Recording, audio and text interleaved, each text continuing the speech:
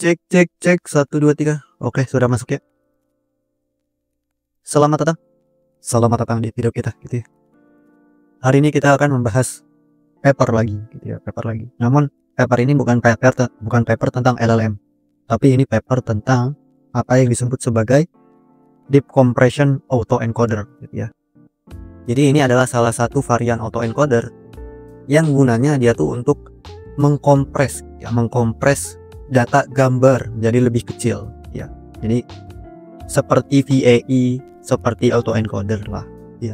VAE kan atau variational autoencoder itu digunakan di model-model diffusion gitu ya, model-model seperti stable diffusion dan sebagainya gitu ya, dan flux dan sebagainya gitu ya.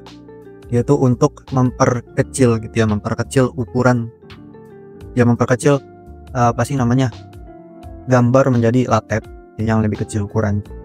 Nah, deep compression autoencoder ini tuh apa sih namanya, varian autoencoder yang mengkompres gitu ya, lebih kecil lagi dibanding VAE.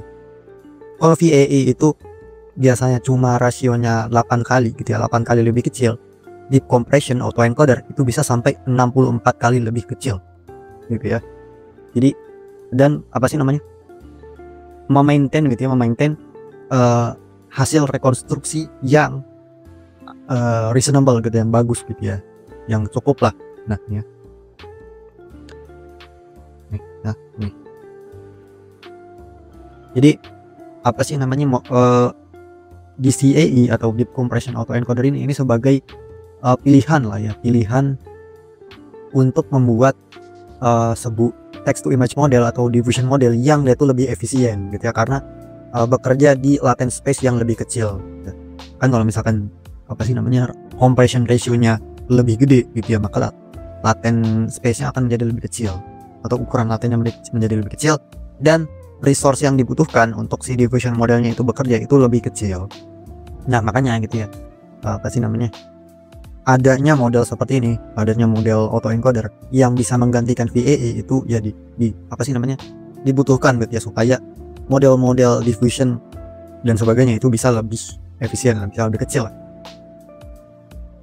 Ya sebenarnya sih konsepnya cuma itu doang gitu ya, membuat sebuah autoencoder yang bisa memperkecil gitu ya, memperkecil data space menjadi lebih kecil lagi gitu ya, lebih kecil lagi dibanding VAE. Lalu bagaimana caranya gitu ya, bagaimana caranya si DCAE ini melakukan hal tersebut gitu ya. Jadi yang saya temukan gitu ya, perbedaannya dengan VAE kan ada apa sih namanya, dia tuh kayak semacam sampling dari mean laten dan standar deviation atau variance lah ya, variance. Jadi kalau misalkan teman-teman tahu gitu ya, nah berarti ini ya kan ada dua nih samplingnya, dari mean factor dan standard deviation.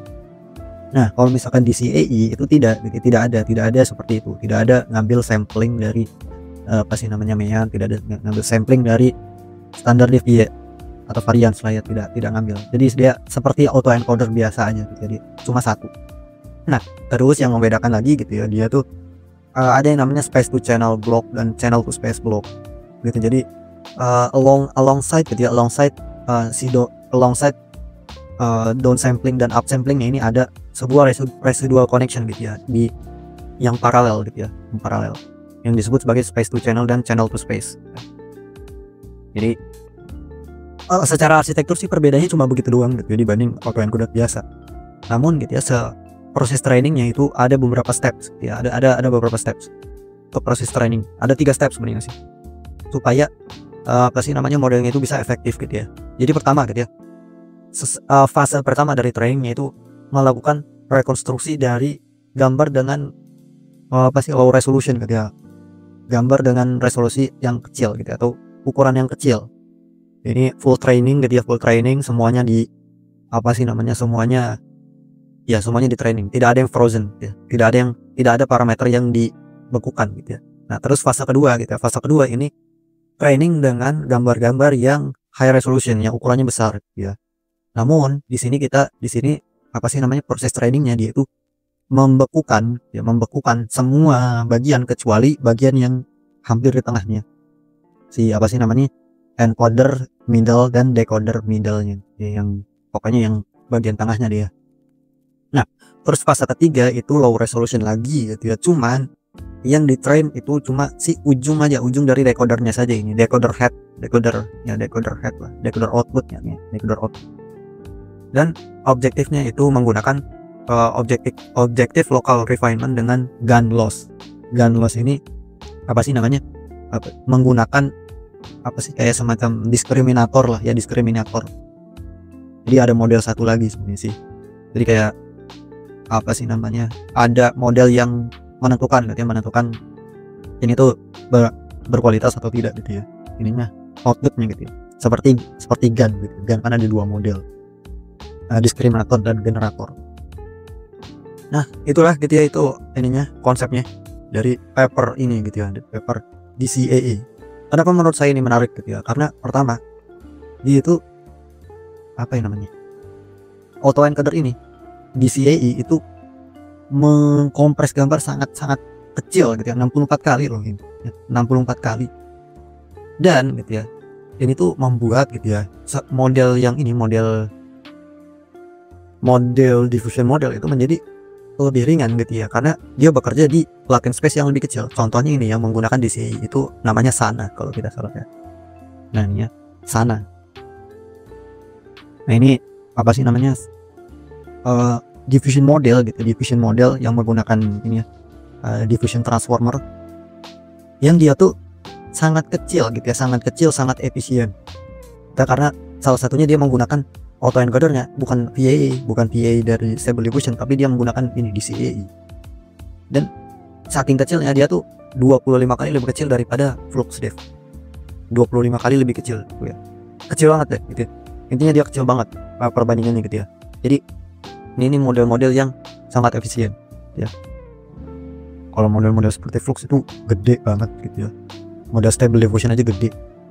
Ini lebih kecil gitu ya. Lebih kecil dan lebih ramah, apa sih, lebih ramah device kentang gitu ya. Dan lumayan gitu ya, lumayan apa sih namanya untuk hasilnya tuh ya. Bisa nge-eja teks gitu ya, untuk model kecil ini keren gitu ya. Mantap gitu. Nah itu untuk sini sih, untuk penjelasan gitu ya, deep compression autoencoder. Kalau misalkan teman-teman apa sih namanya tertarik gitu ya untuk bagaimana implementasinya gitu ya, implementasi deep compression autoencoder ini, mungkin di lain video saja gitu ya, di lain video saja. Video ini hanya untuk menjelaskan gitu ya, ada yang namanya deep compression autoencoder yang bisa digunakan sebagai alternatif VA ya. Kalau misalkan VA itu terlalu besar gitu ya, terlalu memakan resource gitu ya, mungkin opsi DCAA ini bisa dilirik lah ya. Karena autoencoder atau secara spesifik variational autoencoder itu digunakan di banyak hal gitu ya, bukan cuma text to image doang. Ya mungkin segitu saja gitu ya untuk video kali ini. Terima kasih teman-teman yang sudah menonton sampai akhir. Kita ketemu di video selanjutnya.